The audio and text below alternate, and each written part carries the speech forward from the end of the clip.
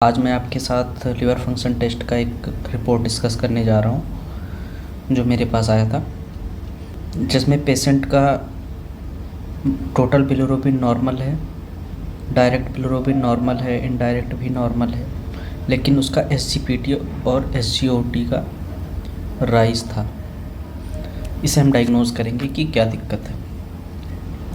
तो डायग्नोज करने से पहले कुछ बेसिक चीज़ें हैं, मैं आपको बता दे रहा हूँ। एसजीपीटी की नॉर्मल वैल्यू जो होती है वो 40 इंटरनेशनल यूनिट और एसजीओटी की भी नॉर्मल वैल्यू 40 इंटरनेशनल यूनिट होती है। तो यहाँ पे ये देखना है कि एसजीपीटी कितना है, 182 है, और एसजीओटी कितना है, 153। और ये हमें पता है, रिपोर्ट से देख लिया हमने कि एसजीपीटी अधिक है एसजीओटी से। ये इंडिकेट करता है अल्कोहलिक हेपेटाइटिस को,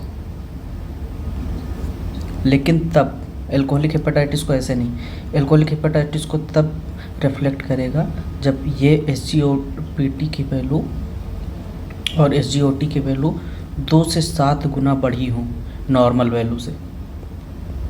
दिख रहा है अप्रॉक्स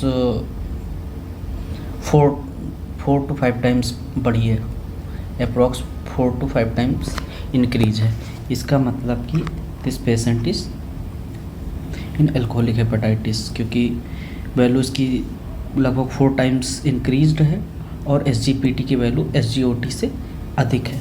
तो पेशेंट का अगर हम सोचें, पेशेंट पूछे कि हमें ट्रीटमेंट की ज़रूरत है या नहीं है, तो उसके लिए हम उससे उसका मेल्ड एनए स्कोर मेजर करना होगा, निकालना होगा। मेल्ड एनए स्कोर निकालने के लिए क्या ज़रूरत पड़ेगी, एक तो सीरम बिलिरुबिन, एक आईएनआर और सीरम क्रेटिनिन